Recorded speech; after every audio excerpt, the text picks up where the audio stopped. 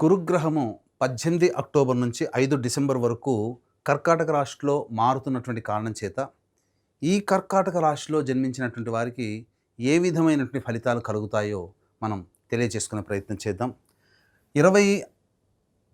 18 October నుంచి కదా మారుతుంది.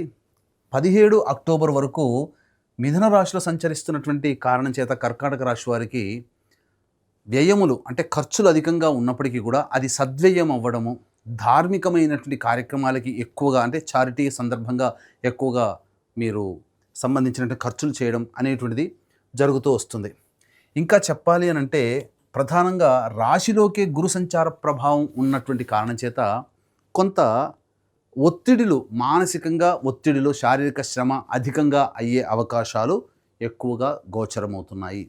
దీనికి తోబాటుగా ఈ కుజగ్రహ ప్రభావము, రవిగ్రహ ప్రభావము అనేటువంటిది కూడా అనుకూలంగా లేని కారణం చేత కర్కాటక రాశి వారు కొంత విపత్కర పరిస్థితులు ఎదుర్కోక తప్పదు అనేటువంటి విషయాన్ని గమనించుకోవాలి.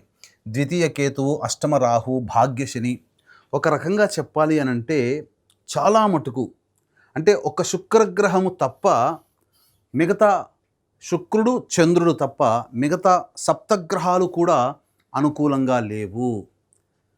ఏంటండి ఈ కర్కాటక రాశి వాళ్ళు ఎప్పుడు ఇంతేనా? మొన్నటికి మొన్న అష్టమ శని అన్నారు, అలాగే మళ్ళీ ఇప్పుడు గురుగ్రహం మారుతుంది. జీవితంలో ఇంకా అభివృద్ధిని కానీ సంతోషాన్ని కానీ మంచిని చూడలేమా అని బాపోతుంటారు. ఎలాంటి పరిస్థితుల్లో కూడా అధైర్యపడకండి. ఎందుకనంటే గ్రహాలు మనకు అనుకూలంగా లేనప్పుడు మనల్ని పరీక్ష పెడుతున్నాయనేటువంటి విషయాన్ని వీక్షించేటువంటి ప్రేక్షకులు గమనించుకోవాలి. ఎందుకు చెప్తున్నానంటే ఈ గ్రహాలు ఏవి కూడా అనుకూలంగా లేవండి ప్రస్తుతం ఉన్నటువంటి స్థితిగతులను బట్టి.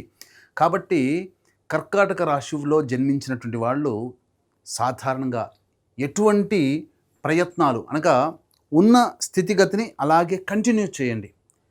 ప్రత్యేకంగా కొత్త వాటి జోలికి మీరు వెళ్ళబోకండి. ముఖ్యంగా ఈ గురుగ్రహం మార్పు వల్ల ఎటువంటి పరిణామాలు చోటు చేసుకుంటే కర్కాటక రాశి వారికి అంటే ప్రధానంగా సంతానపరమైనటువంటి సమస్యలు వస్తాయి.